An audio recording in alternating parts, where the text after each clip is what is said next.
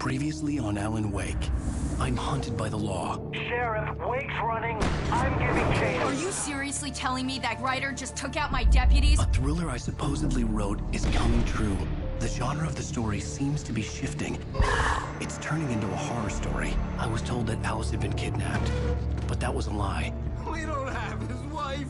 We don't know where she is. Her purported kidnapper was eaten up by the dark presence before it attacked me.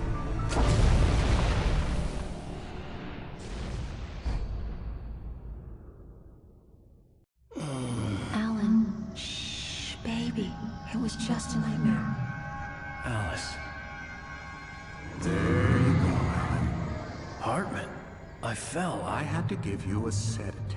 Don't fight it. You went through another rough period. What? Right now, it's very important that you stay calm. We don't want you to have another episode. You're a patient at my clinic. Have been for a while now. The shock of your wife's death triggered a mental illness. No, you're lying. You're suffering from various symptoms of undifferentiated schizophrenia. Bastard. It's okay, Alan. Just let go.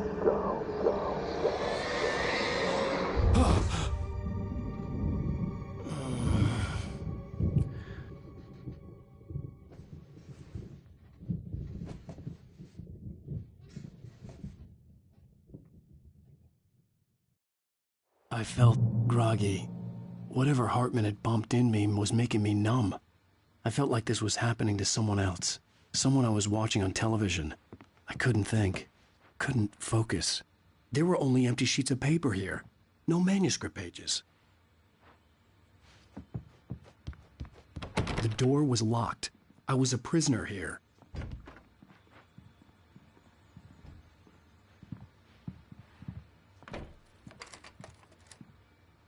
Good evening, Alan. Are we feeling better now? Feeling calm?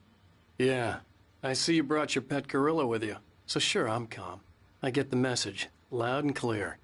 Quite right. That's the spirit. You're being very brave, Alan. I understand you're confused.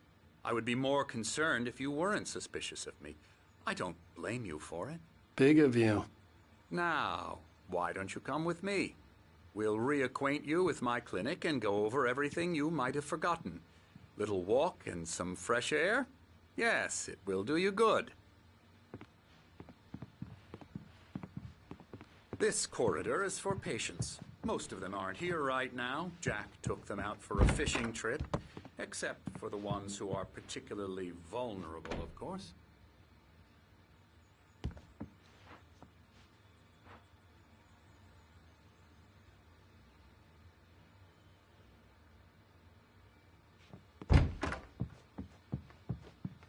I encourage creativity as a part of the recovery process here at Cauldron Lake Lodge.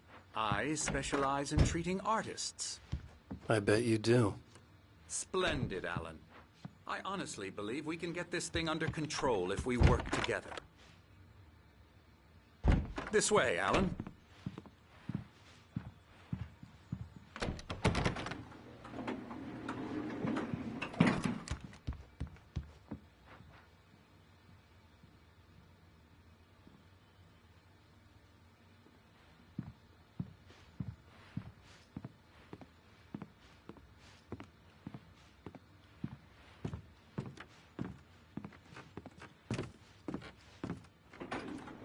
Now, Alan, from past experience with you, I know I need to get right into the heart of the matter as quickly as I can after an episode.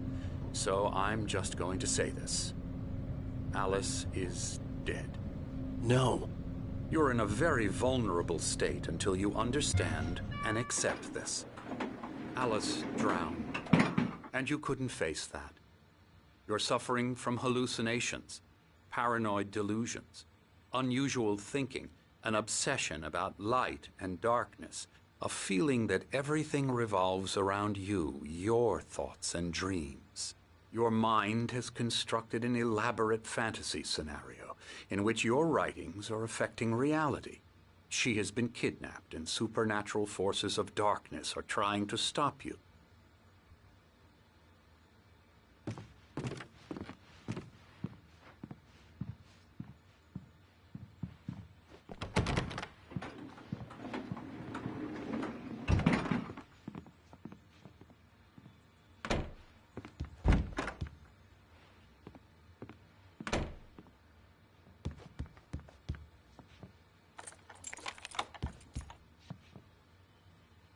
We go this way, Alan. I wasn't ready for another shot, so I went along with it. He had to be lying. But under the influence of the drug he had given me, I had to fight not to believe his words. It's all in your head. You've been making it up. Apart from the tragic accident with your wife, no one has been killed. Your delusions are just a manifestation of your subconscious mind trying to protect you from the too painful truth. Unless we fight the fantasy, it will return. I know the instinct is to resist me, but think about it. Doesn't this make far more sense than the insane supernatural conspiracy you have concocted in your mind? You're a skeptic by nature, Alan. We both know this. Everything can be explained logically.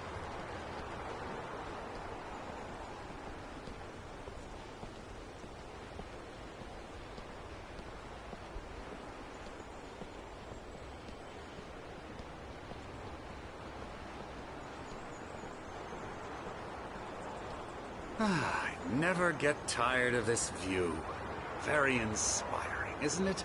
Cauldron Lake spread below us. I could see Mirror Peak on the other side of the lake. I thought I could make out the spot where Diver's Isle had been when I arrived with Alice. Now there was nothing but waves. It seems there's a storm coming. Funny, I don't recall there being a mention of that in the weather forecast. Well, no matter. This way. Follow me. Alan, what I'm telling you is good news. Right now, we're in control. Every time you have a relapse, it gets more and more difficult to resurface from the dark depths of your imagination. Not surprising, considering your profession. Imagination is what you work with. After all your nightmares, this should come as an immense relief to you. If it doesn't, why is that? Because I'm lying? Or because you don't want to admit that you're not well? It's very natural for you to think of me as your enemy.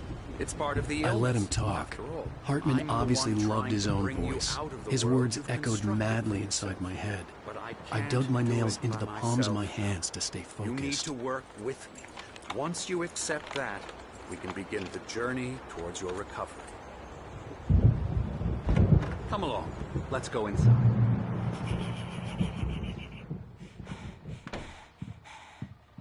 Here's the entrance to the office wing. That's for staff only. You were impressed by my trophies when you first arrived here. I do love to hunt. The great outdoors, man versus nature. It's wonderful stuff. Pretty damn wonderful, yeah.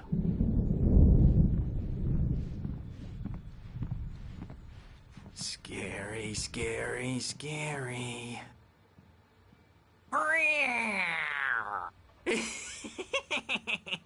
Emerson.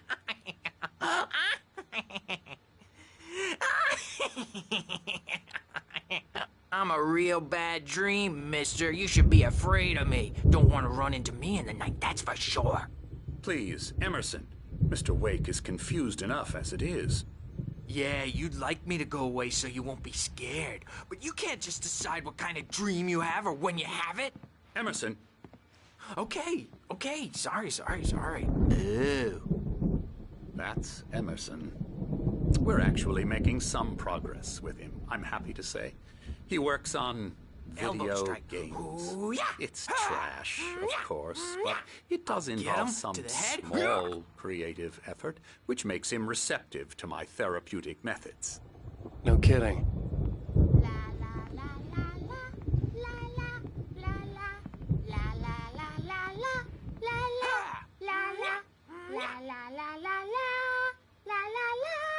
Now, you might have noticed the typewriter in your room. You've been writing as a part of the therapy. As soon as you feel up to it, you should continue.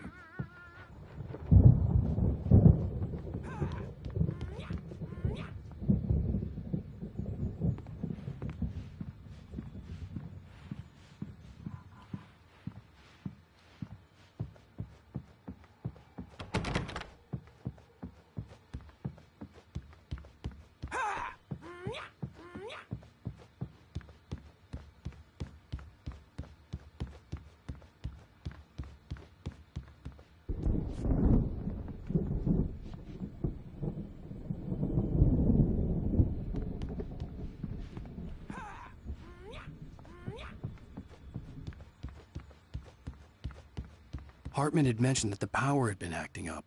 Maybe that was the reason for the generator and the work light on the balcony. The generator hadn't been activated, and there was no key.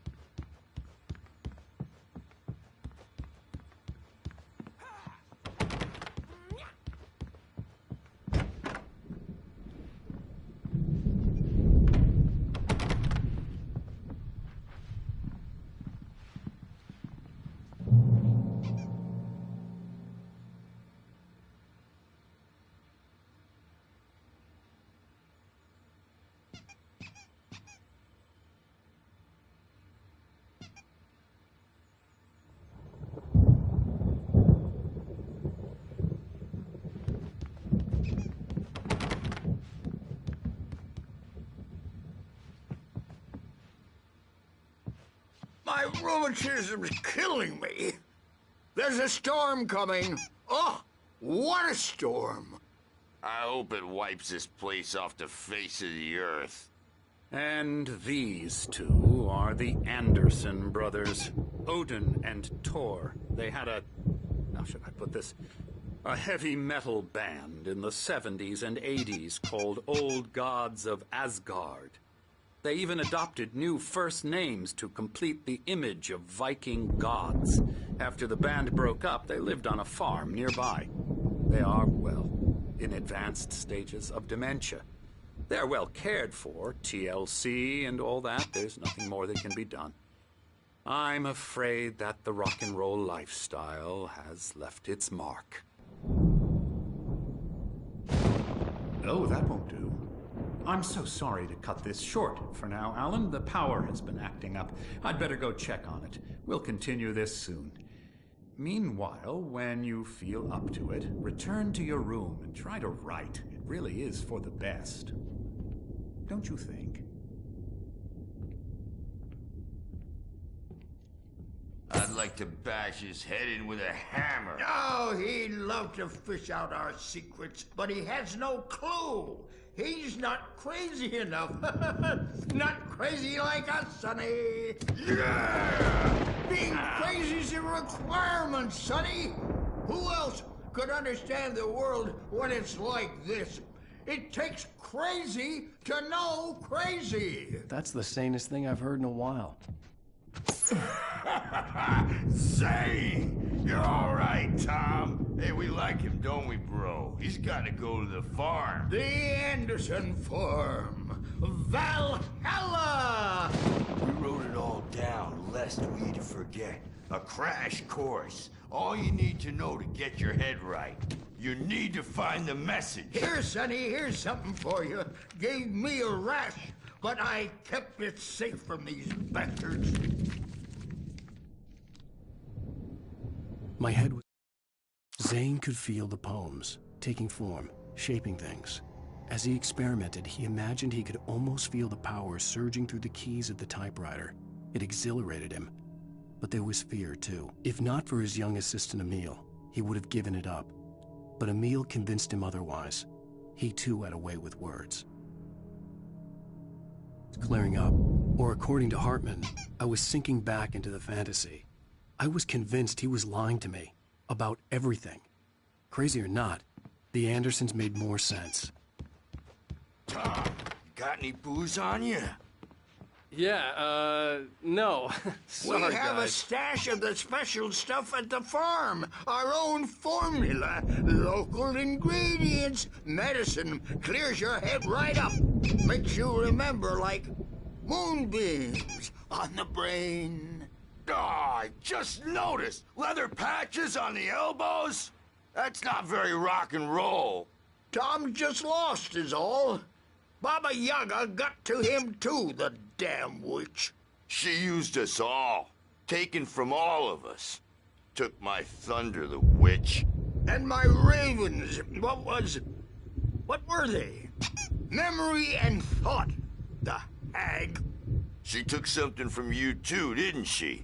That's what she does. We're better off. This place, the lake, it gives you power. If you're a creator, an artist, a god. Nightmares shifted in their sleep in the darkness of the lake. Yeah, that's the one. She makes sure it comes out twisted and raw. Just ask the lamp lady. She knows what happened to that other writer. She's been using you, boy, and you let her. You went and opened the door for her, didn't you? Now, it was already open a crack. And whose fault is that? We're morally corrupt, disease-ridden, old and stupid. Doesn't mean he had to open it all the way, goddammit.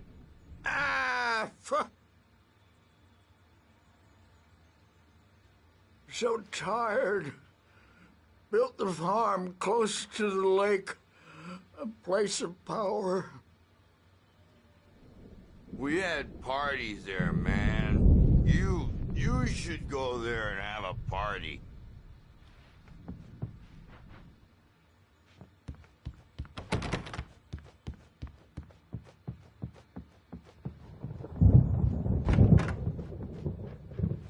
I'm a bad dream, and you can't wake up.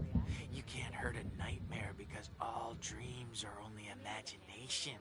They're only in your head, and they're not there when you wake up.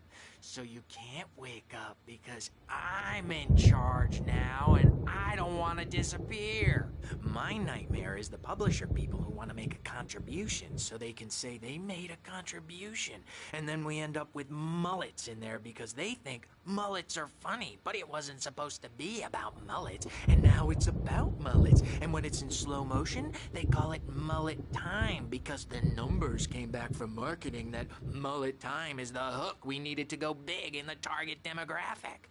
And they're not even kidding. They say it all like serial killers with straight faces and smiles. My nightmare is the writers who want to make everything from the characters to the toasters talk all the time and express their feelings so they won't shut up. And the writers won't shut up either because they have feelings too. And I have to listen to them because they're not scared of me. And everyone should just shut up. Shut up. Shut up. But I don't see nightmares anymore because I'm too scary for them. I take 2 pills every morning and 1 with every meal and 4 when I go to bed. And that makes me the scariest nightmare of all.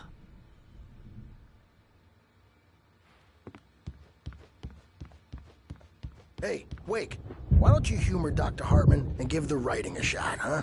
Typewriter's in your room. You can get to your room by those stairs, Wake.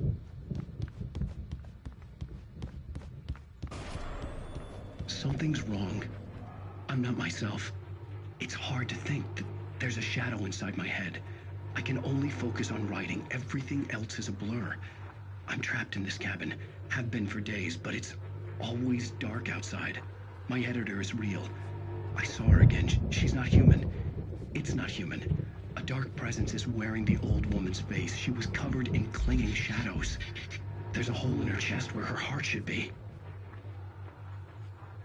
I think I've made a horrible mistake. I don't think I'm any closer to saving Alice. It's been lying to me, using me to get the story it wants, and the story will come true.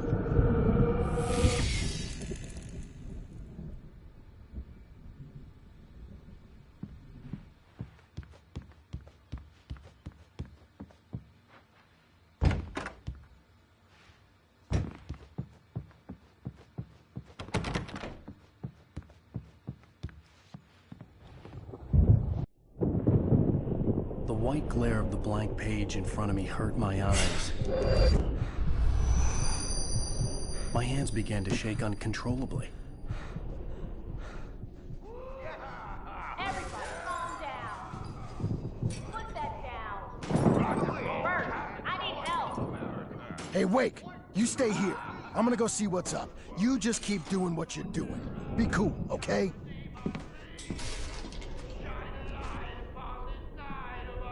I didn't know what the chaos was all about, but it could be my only chance of getting out of here. I don't know. Here's a friendly poke from Mjolnir, wench. Oh, afraid.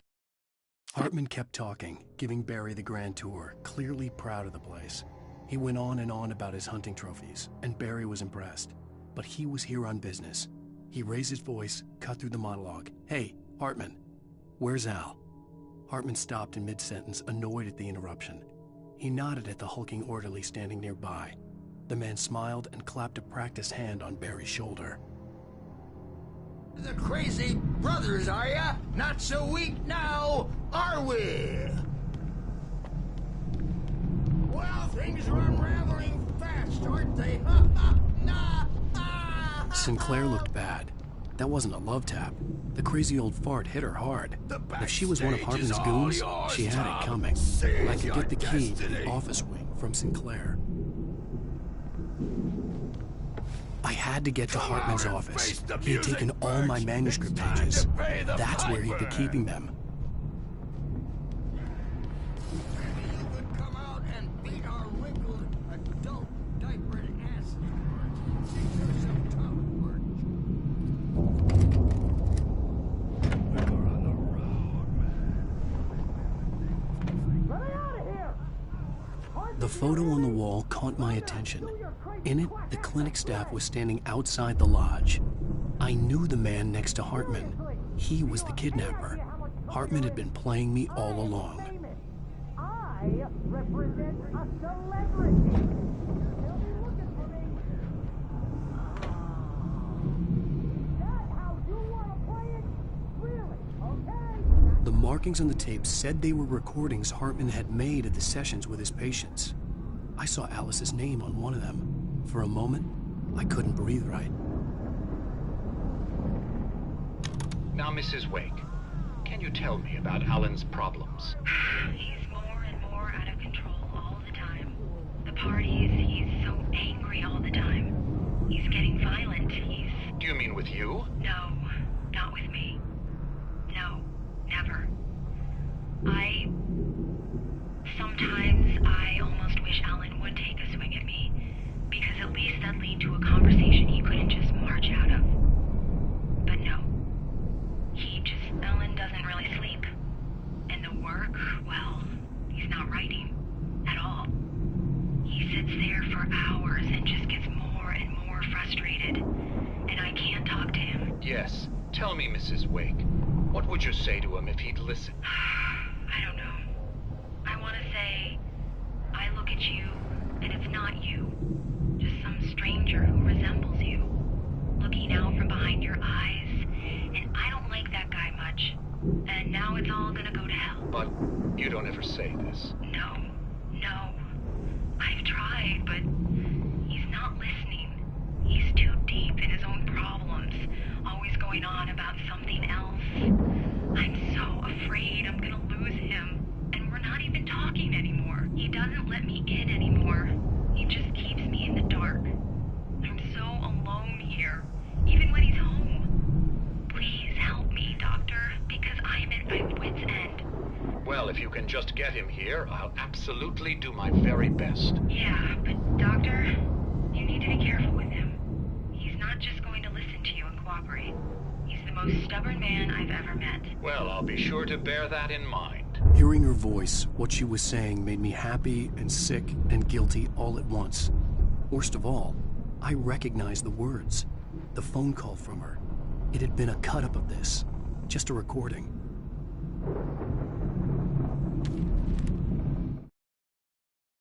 Hartman wasn't happy. Maude could see it in his eyes. He quickly lowered his own. He had made a mess of it, and he knew it. The shame of failure was hard to bear. He hadn't expected Wake to say he needed more time, and he blurted out 2 days, less than Wake had asked for to show him who was in charge.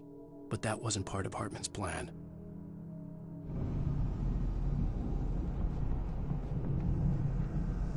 Rudolph Lane's case is interesting. He was completely blocked, and frankly, I was about to discard him as useless. However, once Wake arrived and started writing, something changed in Rudolph.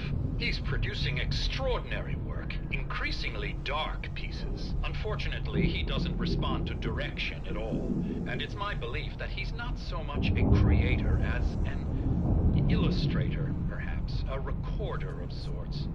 I hadn't considered the existence of such a role before, let alone its implications, but the paintings he has produced are informative.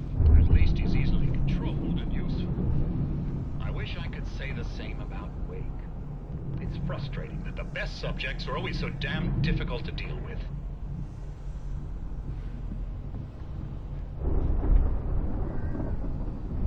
Not buying that. I was tailing Wheeler, and this is the only place he could have gone. That means Wake is probably there too! Agent Nightingale, this is private property, and I will not allow you to disturb my patients. Yeah? I can get a warrant. How would your fragile little patience like that? Oh, I'm thoroughly intimidated by your mighty authority now, Agent. Listen, you smug snob. How would you like it if I busted through this gate and knocked you around a little? Agent Nightingale, first of all, I'm recording this conversation, so you might want to watch what you say. Secondly, you're not dealing with a hick now. I know the law, and if you can get a judge to grant a warrant, I'll be glad to cooperate. But you won't get one. Be advised that any further communications with me are to be made through my lawyer. I don't believe this. Good day, Agent. Yeah.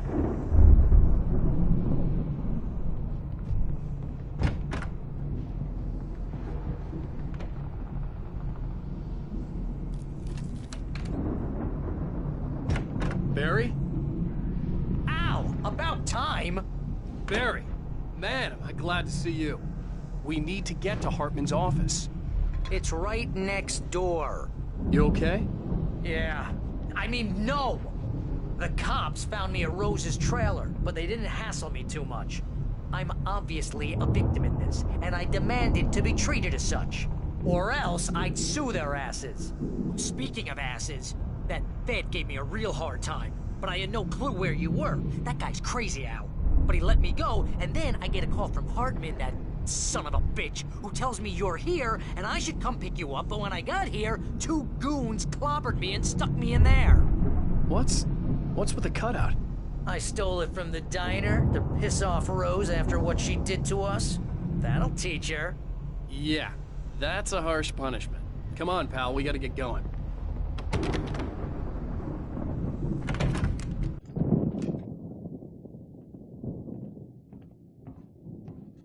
These were all the pages I had on me. And more.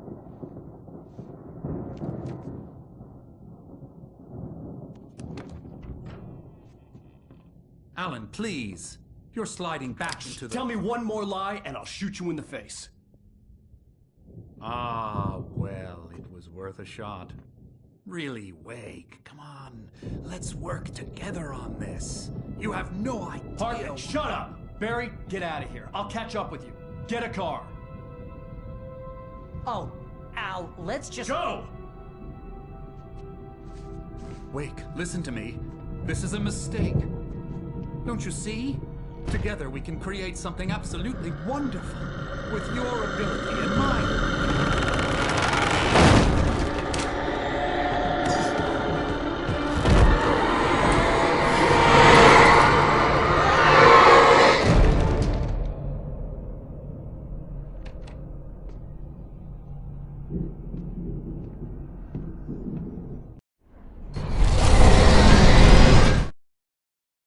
Hartman followed the fall of Alan Wake with his binoculars. When the rider hit the water, he ordered Jack to take the boat to him. The spot was easy to see in the dark, even with all the extra lights in the boat. The flare floated and kept burning even in the water. Jack turned the radio louder as the engine sputtered. The music was rough and clanking, something the Anderson brothers would no doubt have enjoyed. But Hartman chose to ignore it. Wake was finally within his reach.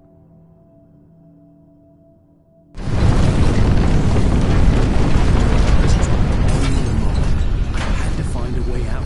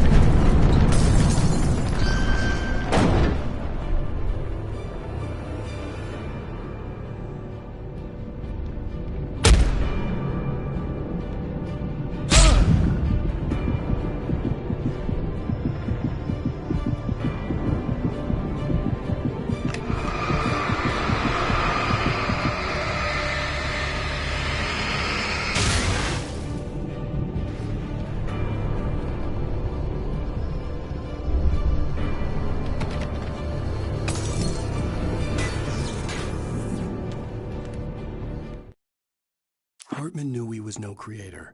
He had no ambitions on that front, and he certainly didn't want to end up like every artist he had worked with here, damaged in ways that were hard to describe, or worse.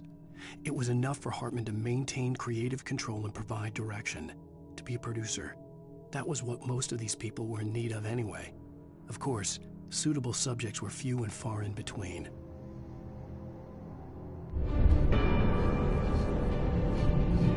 Most of us have felt it shadowing us, a shiver down your back, a glimpse from the corner of your eye. You can't find it on purpose, but take a wrong turn, or the wrong bus. You find yourself in a small town, Night Springs. Tonight's episode, sometimes, even the simplest things prove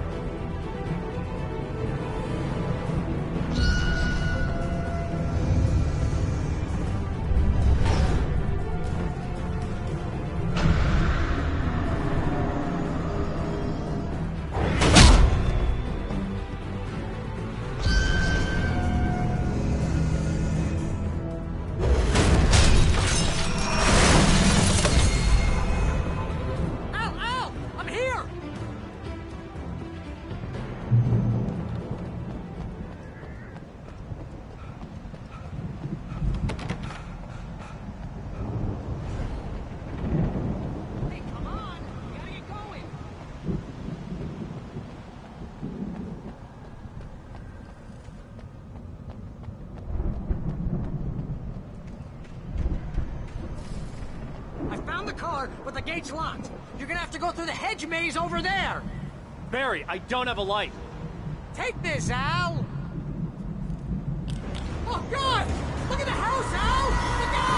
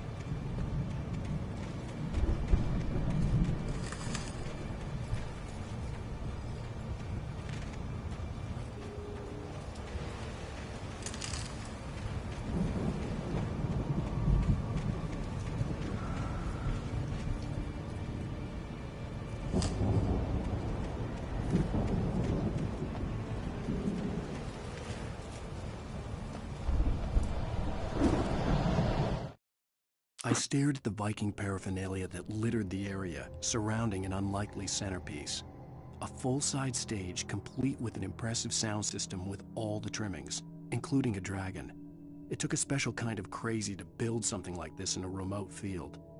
When the sky split open with a deafening boom and the music started blasting, it felt strangely appropriate.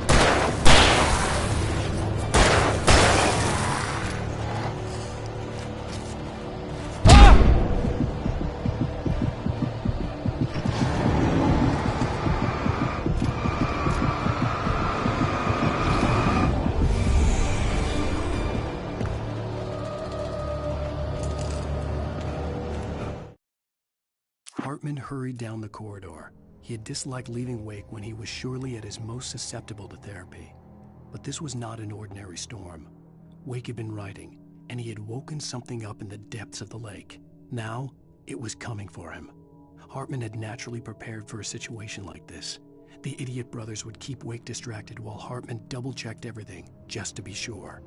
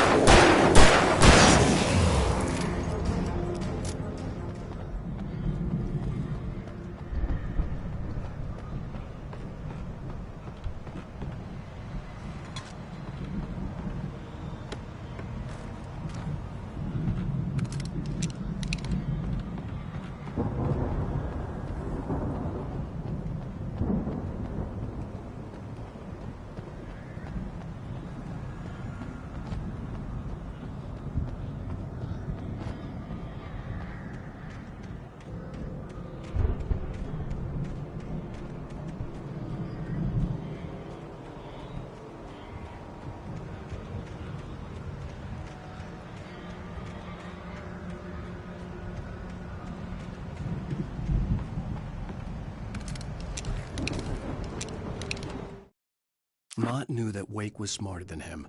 Wake had more money, a beautiful wife, everything. And Hartman said Wake was important. That made him better than Mott. But Mott was calling the shots now. He'd expected Wake to whimper and grovel, but instead, he seemed willing to fight. Mott knew he'd gotten under Wake's skin. If only Mott actually had his wife. The thought made him shiver.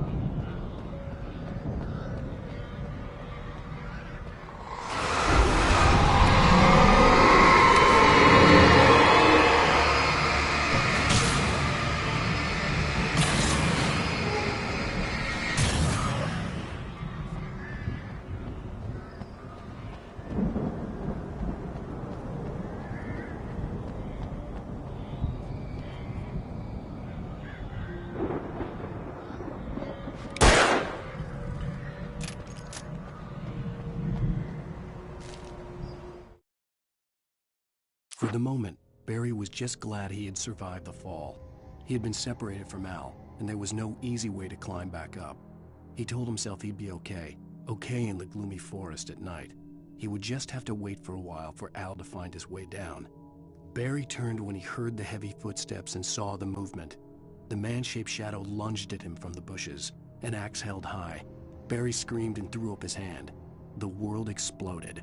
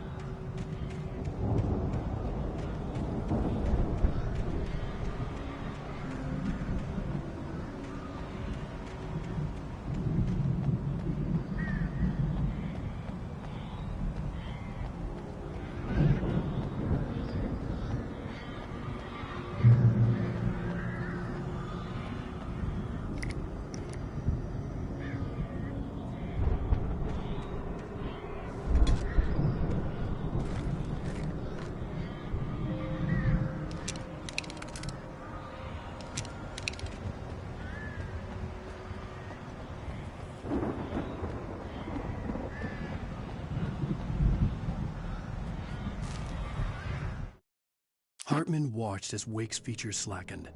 The man was bullheaded, no doubt. Even lying on the bed, he'd almost broken Hartman's nose the second time. But with a little time, he could break Wake down, give him proper direction. Wake was easily the most promising subject he had had. Well, since Tom, really. Sleep well, Alan, Hartman whispered with a smile. Let me take care of you. He sniffed hard to clear his throbbing nose, swallowed blood, and barely tasted it.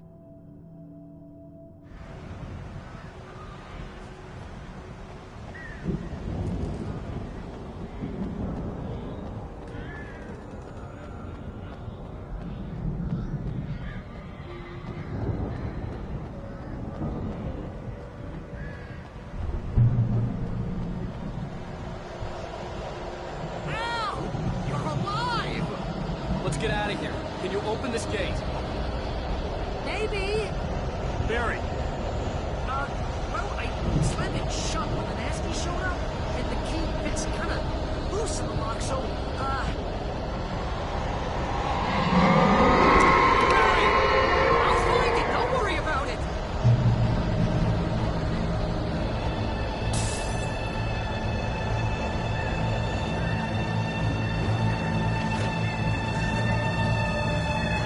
Hurry up, Barry!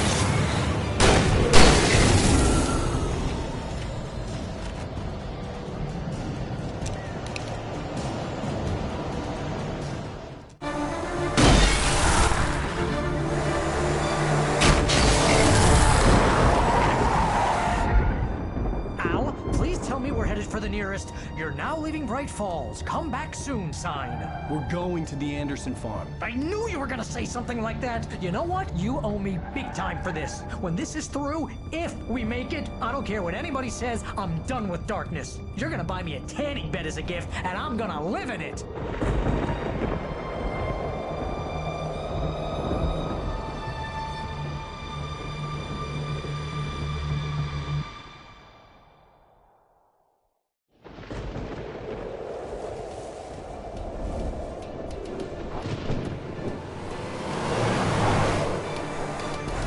Crazy, but that's fine, Barry.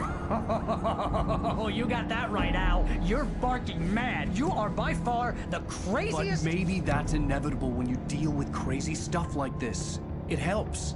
This is happening, Barry. Alice, they never had Alice. She's trapped in the darkness at the bottom of the lake, but she's not dead. Al, How can you know that? I know, Barry. I can... Al, No, listen. I can bring her back. I can find her. There's something special about this place. The lake, it does something to the works of art created here. It makes them come true. But there's a catch. The dark presence, whatever that thing is, twists it to its own ends. That's why all of this is happening. It's using my manuscript to take over everything. Al, I believe you. It happened to Thomas Zane before, it happened to the Andersons. I believe you. Crazy or not, you're not delusional. Weird shit's going down. That's a fact. I'm on board, man. I'm with you. The Andersons knew about it, but they were too far gone to tell me with all the drugs they were on. But they wrote it down. There's a message somewhere at their farm, Barry. We just need to find it. Look out!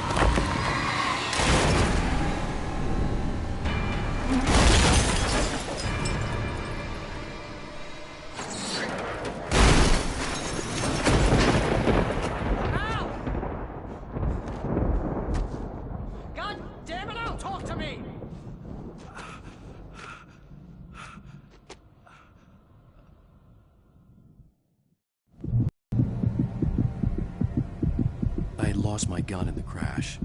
Barry was nowhere to be seen. Barry! Barry! Oh, man, you're okay! Jeez, it's good to hear your voice!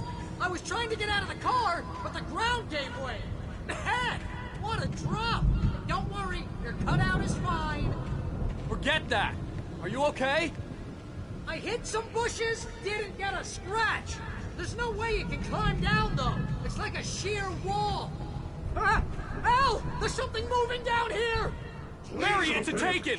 Use a flare, Barry! Oh! Yeah! Barry, are you alright? I'm good, Al! I'm great! Guess you never messed with anyone from New York City before, huh?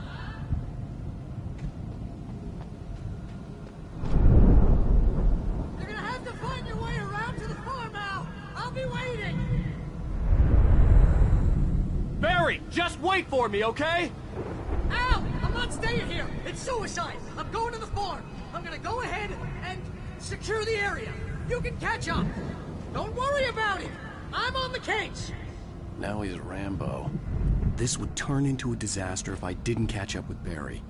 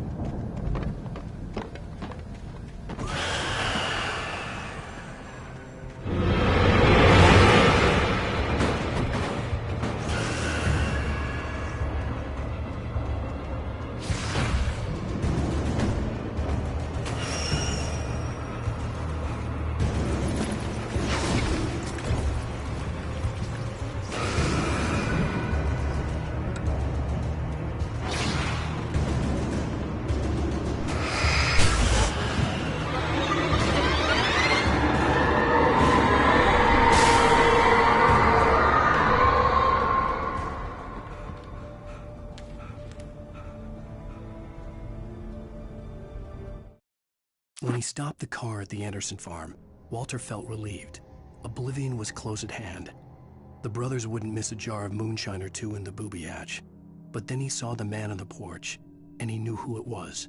Driving for his life and knowing it was useless, he didn't realize he was crying until he couldn't see the road for the tears.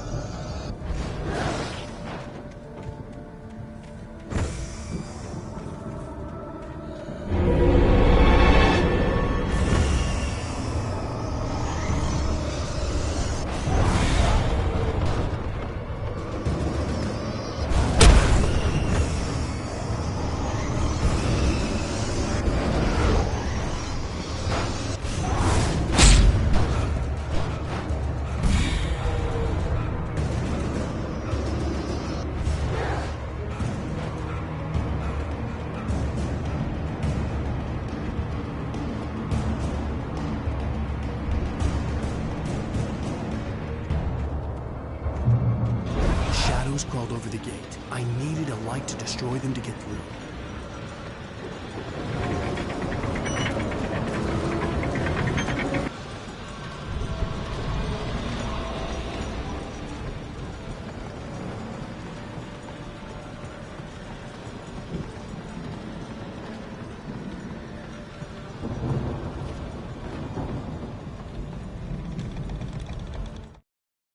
Agent Nightingale stared at the passed-out rider.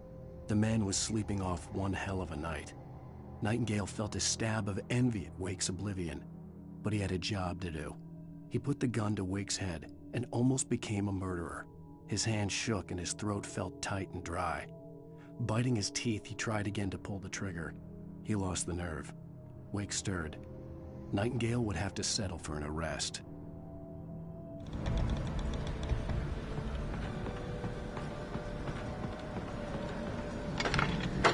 I hoped there'd still be a working generator somewhere around here to power up the old lights by the gate.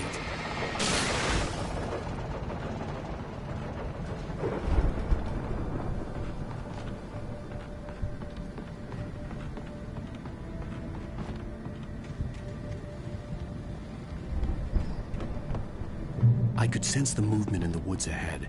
Facing the enemy without a weapon was dangerous, but I had no choice.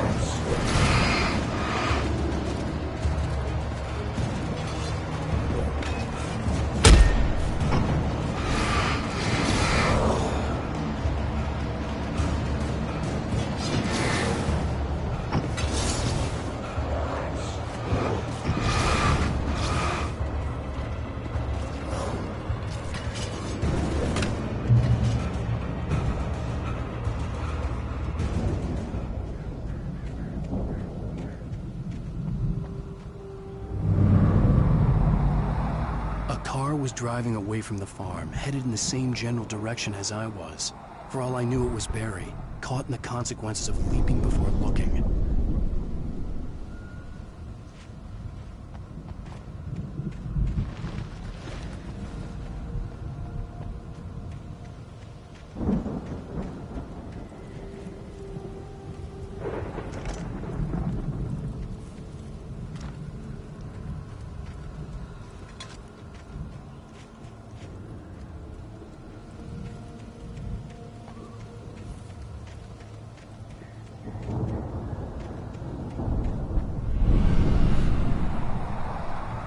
The car was heading for the cabin up ahead. It wasn't far. If it was Barry, I would see the damage soon.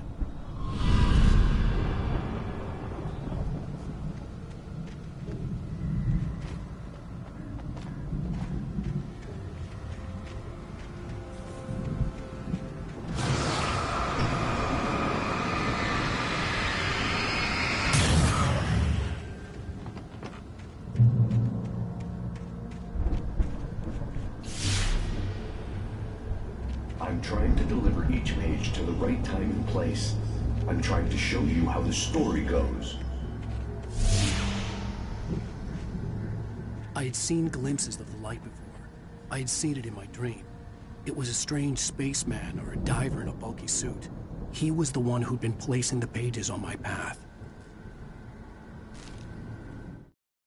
The dark presence followed the choreography laid out to it in the manuscript, growing stronger and stronger, moving like a storm from one scene of destruction to the next. But it was still bound to follow the story and chained to the dark place it came from. When the story reached the end it longed for, it would finally be free.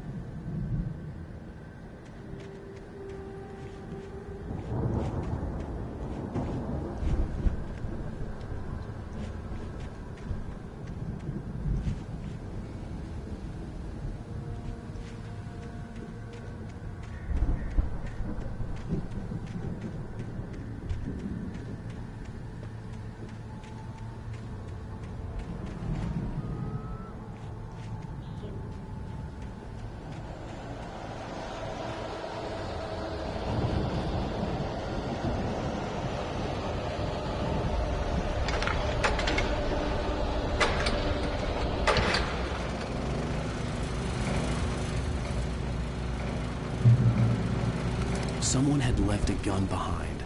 Now I had a fighting chance of reaching the farm.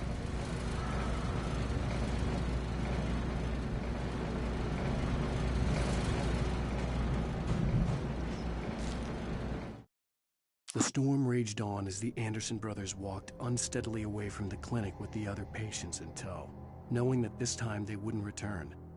The darkness around them seethed with horrors, but Tor and Odin were unafraid. Their eyes glinted with guile. They knew every secret path, and there was blood on their hands. They had fought these shades before.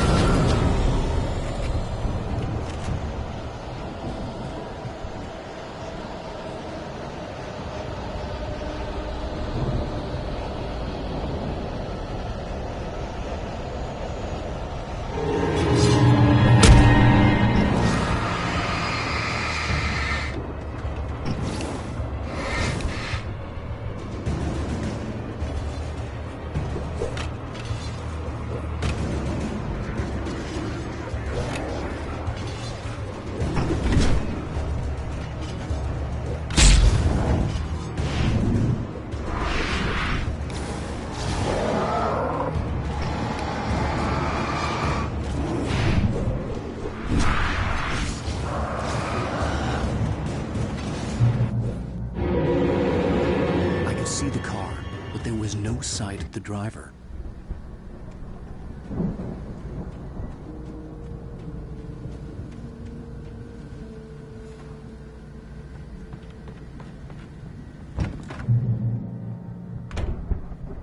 Hello? Anybody here? Barry! No! Danny, you're not! Please! What are you? No! Don't! I'm sorry!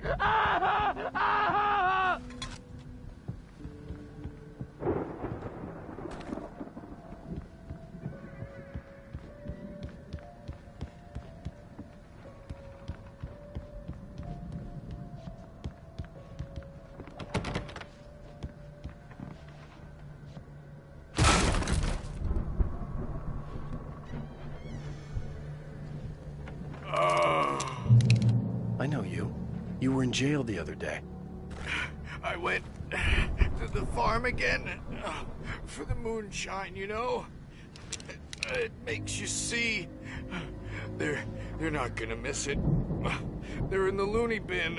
But my buddy, Danny, I lost him. Something's gone wrong with him. It's not him. Like a real bad follow-up to a real good movie. The best friend's suddenly the bad guy who wrote this crap. anyway.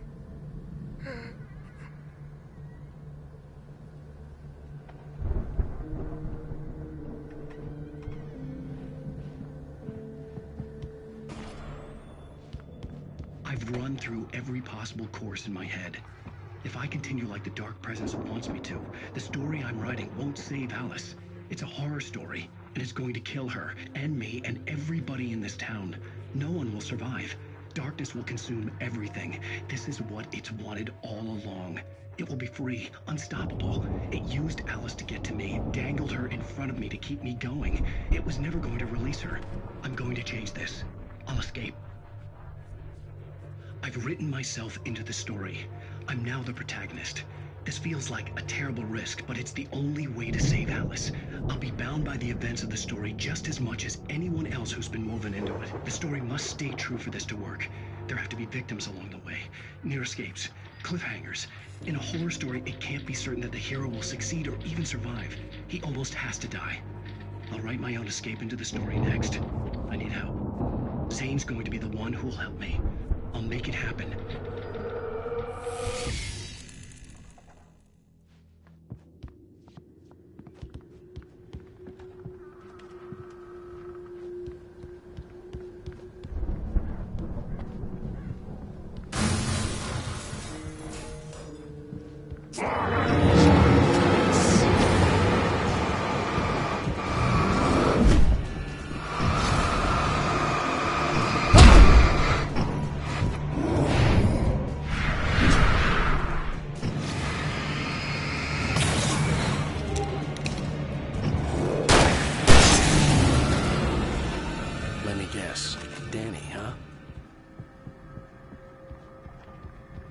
The front door was locked. The farm was still a good distance away. I'd need a car to get there fast.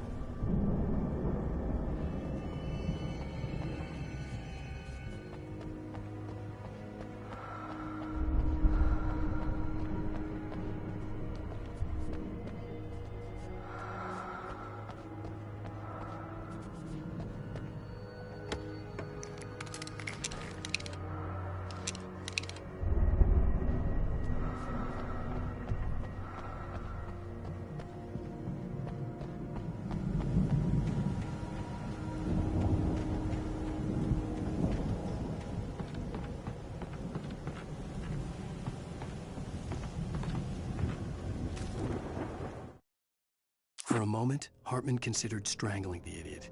Mott was mean-spirited, but easily manipulated, an emotional infant who lived for his approval. Wake, by contrast, was a far more difficult subject. Mott had given him too much leash. In 2 days, who knew what could happen?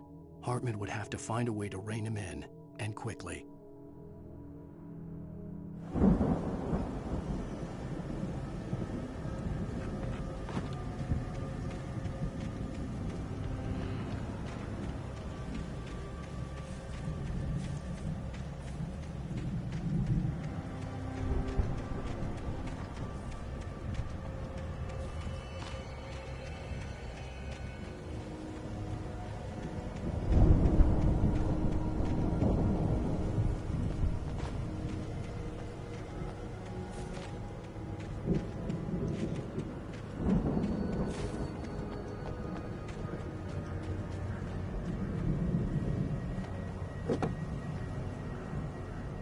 If Barry wasn't up here, he was probably in trouble down at the farm.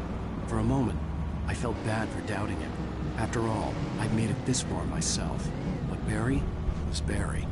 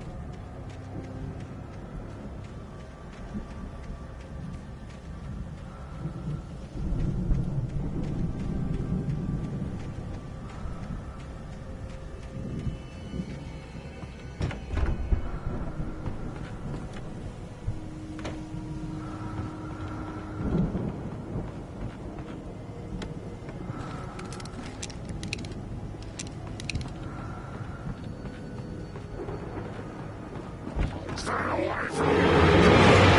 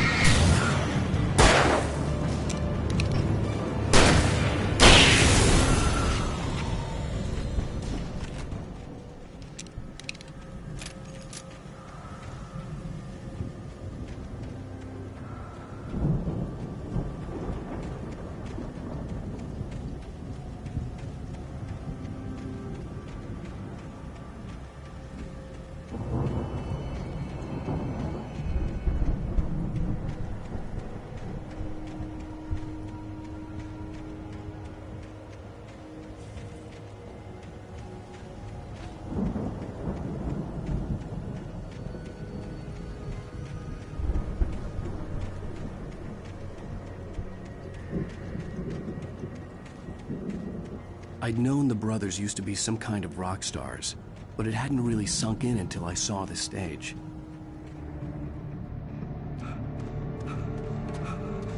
Ow!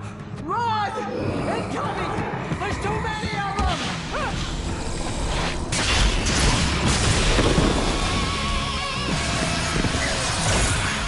God damn.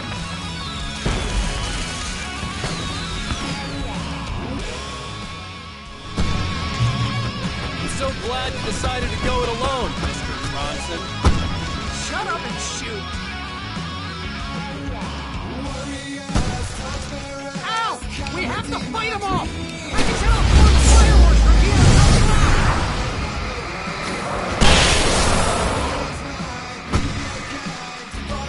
Hey, Al! Did you notice there's a lot of ammo and stuff around? This place is stocked! Hold on! I'm trying to get the stage lights on!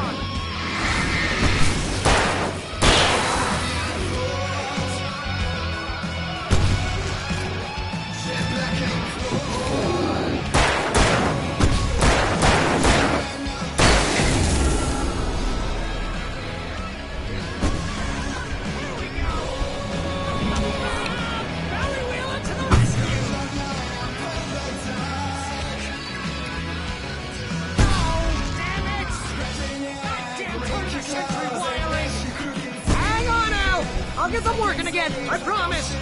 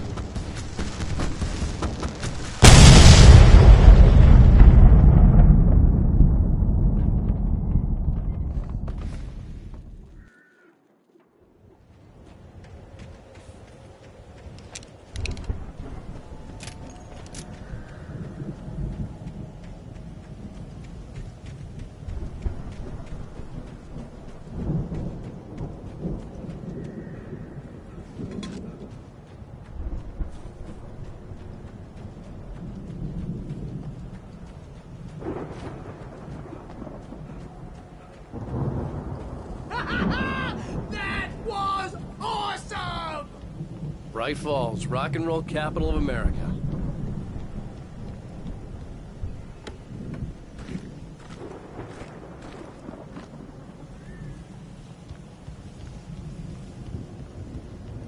Hey, Al! This way to the farm!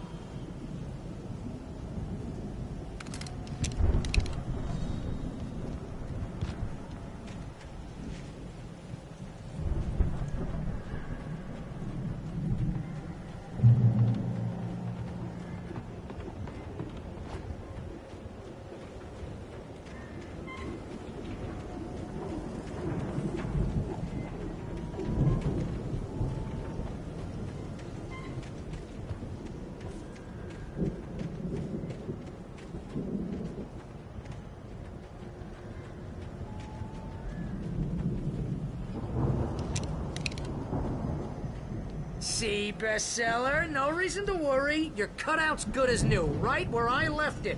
I'll come back for it once we have the place secured. Yeah, that's been my biggest worry all this time.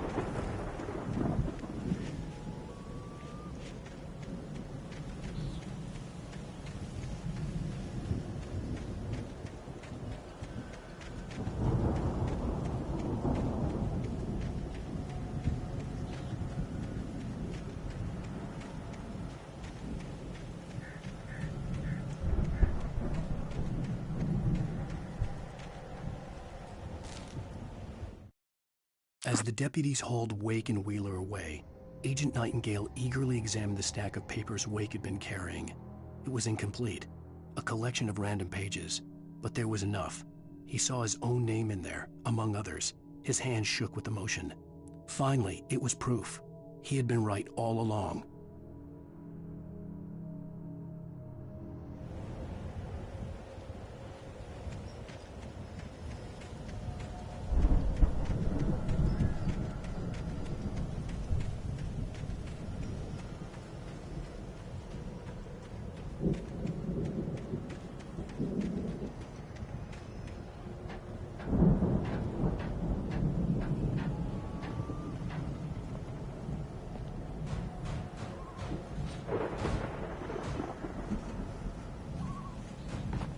Hey, I think Alan Wake here has something to say.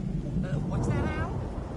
Oh, I'm Alan Wake. I'm always right about everything. And if I don't get my way, I'll sulk all day long. I'm always intense and moody. It makes me very attractive and mysterious. Right now, I'm just standing here because I need my best friend Barry to carry me. But that's okay. I can just take him for granted. I think I see what you did there. Yeah, it was pretty good. You want me to do my imitation of Barry Wheeler? No? Thought so.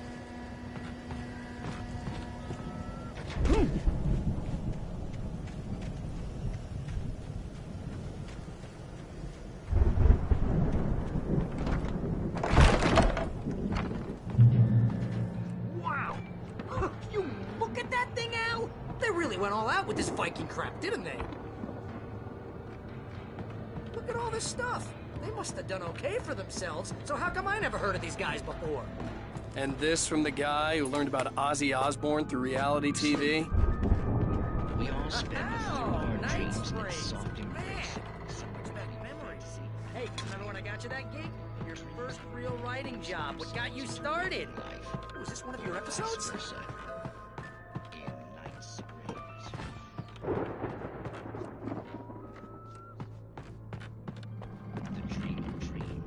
That's by someone else. We join Mr. Jones as he explores the endless dreamscape, only to be brought to a sudden stop by a decidedly mundane situation. Hey, Jones, right? Listen, we're gonna have to wait until His Highness over there is good and ready. Oh, wow. Who's that? You don't know him.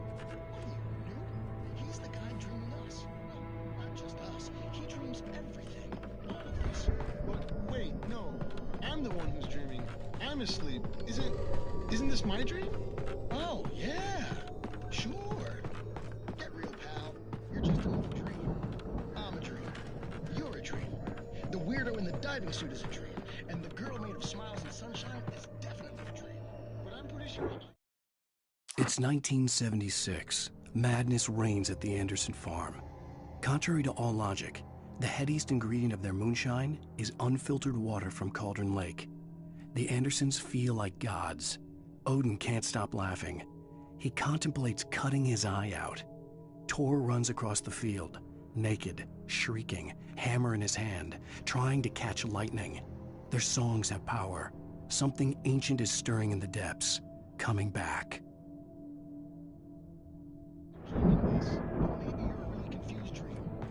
The Viking boat looked imposing, almost like a battering ram.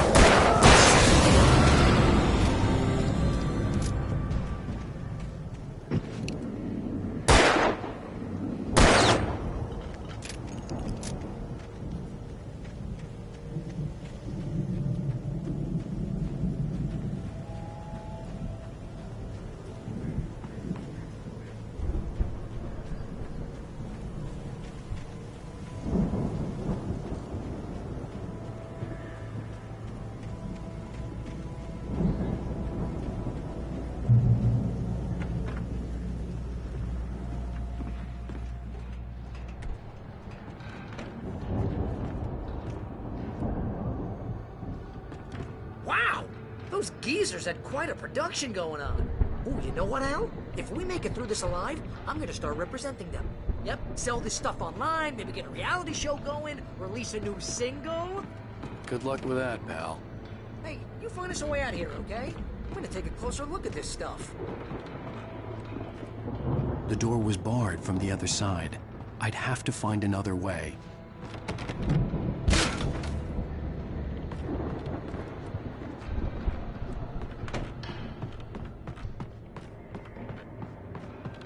Be careful, Al!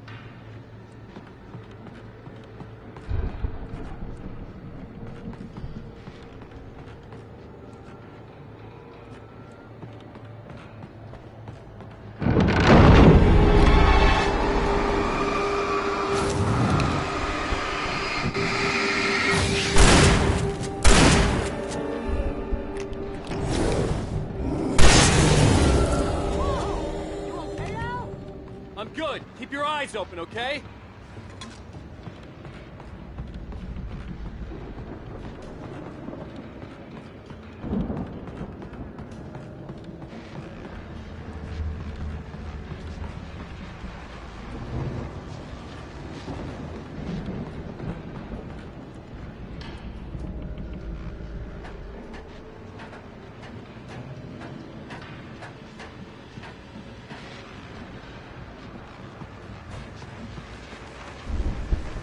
As you regular listeners know, I tend to work through the night, but I'm not the only one. Deputies Mulligan and Thornton are taking a couple of moments off their busy schedule to join me here in the studio. Boys, how busy are you now? Deerfest is almost here, isn't it? I bet that keeps you in business. Pretty busy, yeah. Actually, Pat, we've been real busy with other stuff, which concerns an ongoing investigation. Can't talk about that. I wasn't gonna say anything. I was just saying we got, other eyes on the ride. And how would you compare your workload to last time? Things have seemed relatively peaceful to me, but people do tend to get a little wild this time of year. Oh, it's wild, Pat. It's pretty wild. There's been all sorts of trouble this year. Vandalism, fighting, public disturbances. A lot of people gone missing, too. Yeah, it's pretty much the usual stuff, Pat. Just, a lot more of it. Now, is it just me, or does Deerfest get wilder every year? People seem to be more drunk, at least, or they start earlier and younger. Oh, it's definitely not just you, Pat, but... Definitely, Pat. Hey, I'm talking here, Thornton. Oh, shoot, I lost my train of thought. Not just me. Yeah, it's wilder, Pat, but actually most of the trouble seems to be coming from grown men. People who ought to know better, Kids are doing fine this year. Well, that's nice to hear at least. Boys, I want to thank you for stopping by. I'll let you get back to your patrol. Sure thing, Pat. Yeah, sure thing, Pat.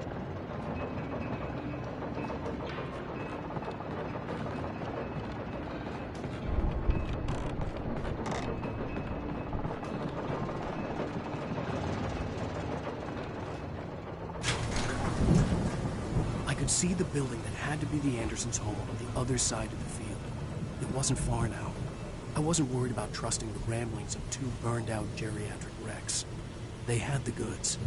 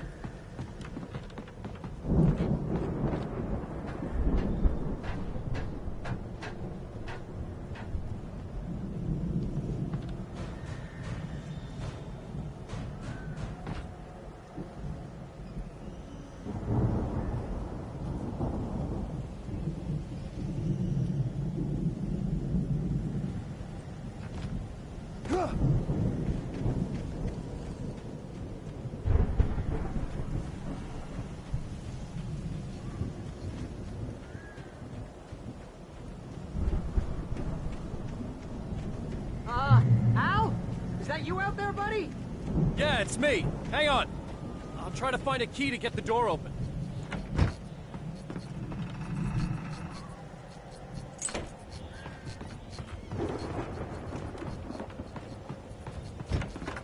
Hey, what's the holdup? Come on, this place is all dusty. You know I got my allergies.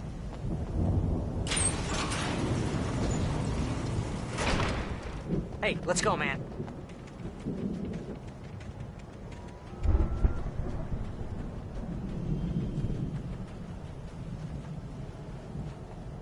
I think we're gonna have to work together to open this gate, Al. Looks pretty heavy. Ah! Hey, I think that's the farm on the other side of the field. We're almost there. This farm is a crazy place for crazy people. We should feel right at home then.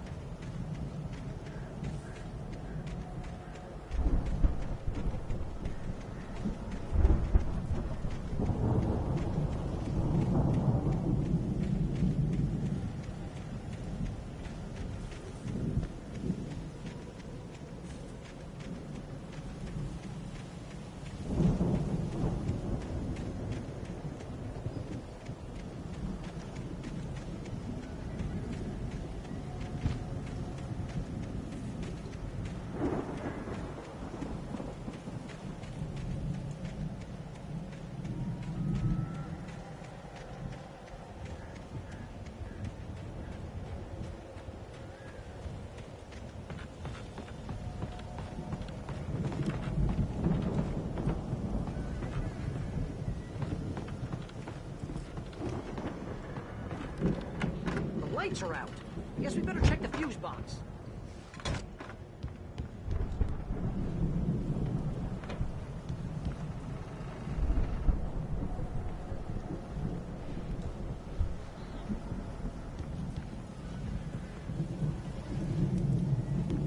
The power downstairs was out, but I was sure I could fix that at the fuse box.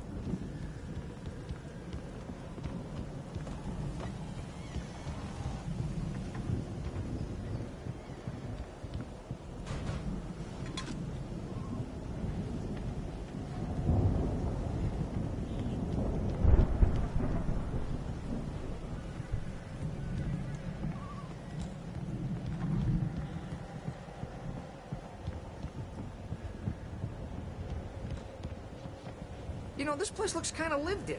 I thought the Andersons were in the booby hatch.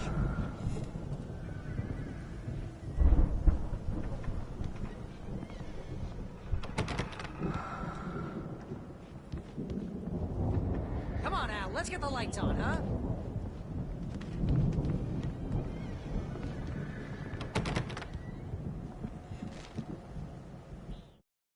Again, Alice's screams rang in the stillness of the night. I saw myself run toward the cabin, flashlight in my hand. I followed my past self. I was an out-of-body observer, a time traveler in a crazy drunken dream. This was the beginning. The night Alice had disappeared. The mystery of what had happened during the missing week was about to reveal itself.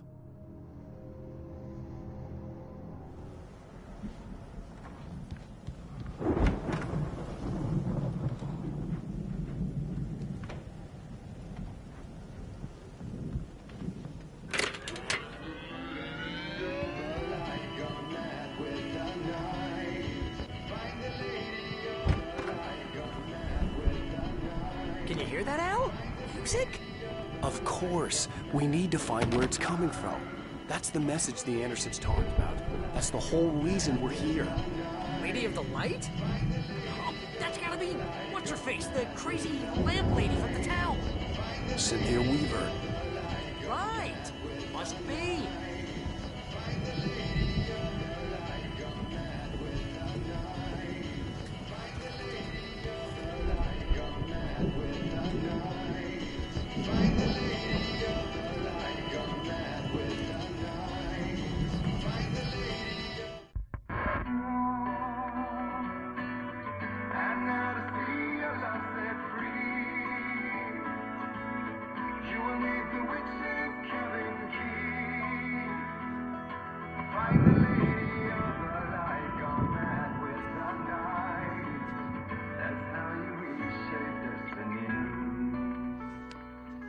Okay. We need to find Cynthia Weaver. We'll stay here for the night and head back to town as soon as it gets light.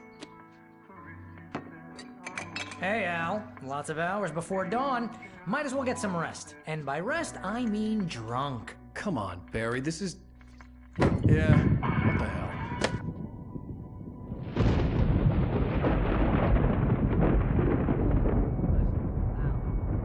I'm sorry about this. No, seriously, because I know we don't get along, but we're gonna find her, right? Even though you're a crazy bastard, I'm gonna stick by you, no matter what, ever, Al. Sure, like a brother. I'm a writer, goddammit. Correct. If I just wanted to, I could write 10 books a year.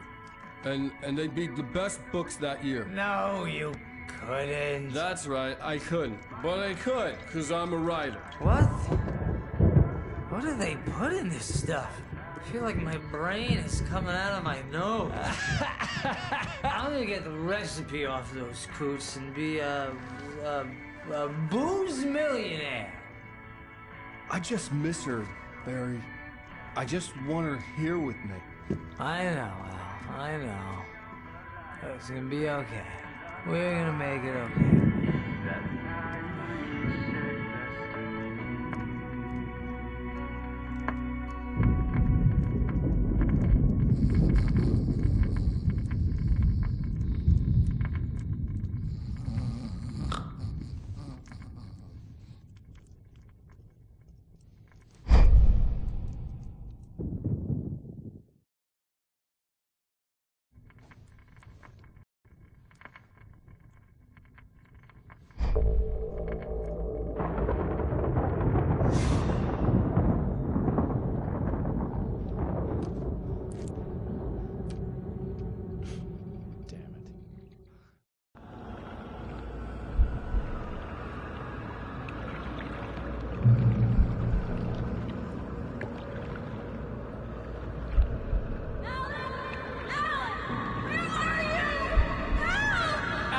I'm coming!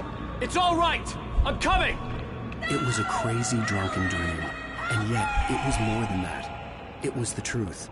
A suppressed memory unearthed by the Andersons' moonshine. I was there, an out-of-body observer. This was the night Alice and I had arrived at Bright Falls, the night Alice had disappeared. I had a chance to find out what had happened. I remembered being surprised to see the cabin dark. Alice would have never turned the lights off.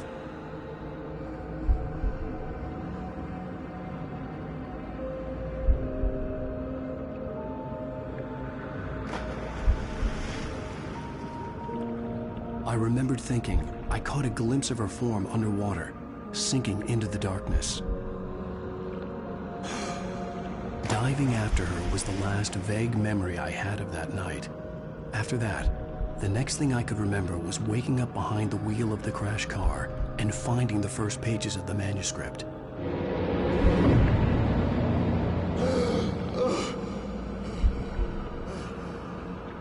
I couldn't find her in all that blackness. I must have thought she drowned.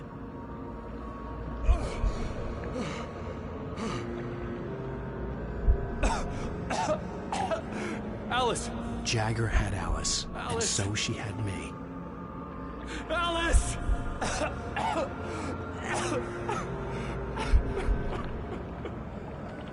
I'd been easy prey. Look at the cabin. Is there someone in the window? Alice? Maybe she didn't drown after all. Maybe she's inside. Alice! Yes.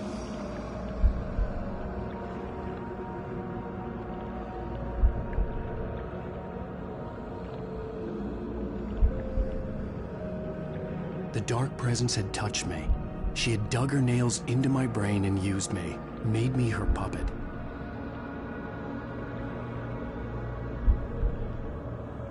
She must be here somewhere. Maybe upstairs in the study. Alice! Yes, that's where she is. You can apologize. Alice! You laugh at the whole thing together and put it behind you. Alice? She's not here. You were foolish to think so. No, she's dead. She drowned. No, no, no! It's your fault your wife is dead. You are guilty. All she wanted was to help you right. You killed her. Oh, hush. There's still hope. Cauldron Lake is a special place. Here, you have the power to change things. She wanted you to write. I will tell you what to do.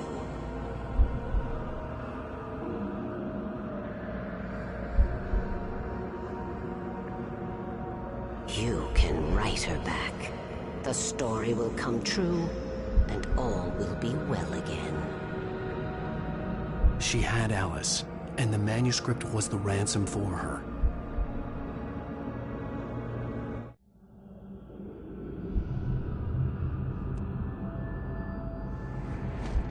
Yes. All right. I'll fix it. I'll bring her back.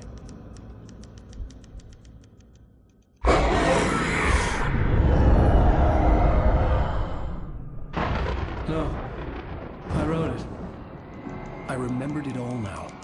In the dark, I'd written for days, a week, almost a complete manuscript of a novel entitled Departure.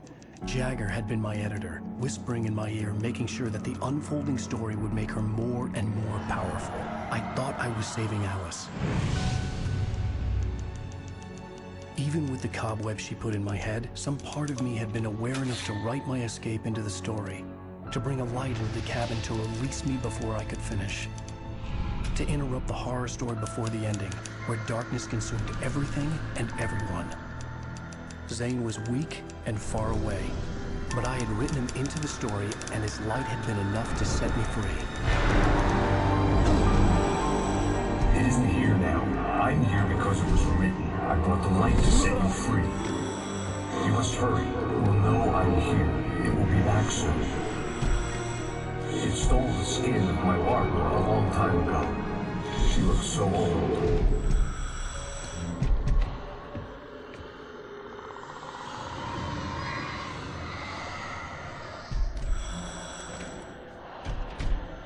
I'd woken up, confused and groggy, my mind consumed by darkness and fear. All I could do was to escape.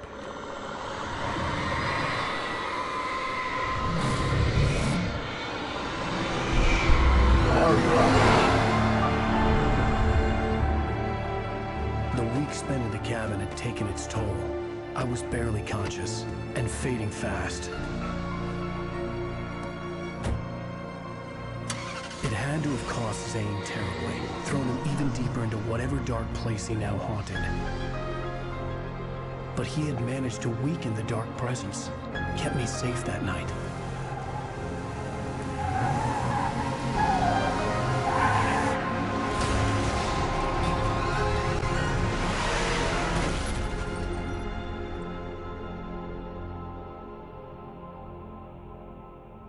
I wrote it. It's my fault. That's right, James Joyce. It's your fault, and you're gonna pay for it.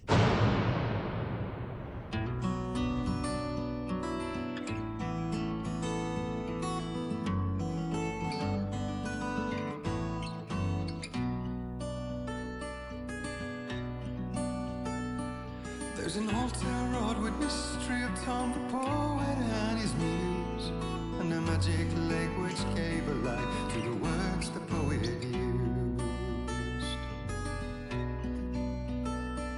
Now the muse she was his happiness, and he rhymed about her grace, and told the stories of treasures deep beneath the blackened waves.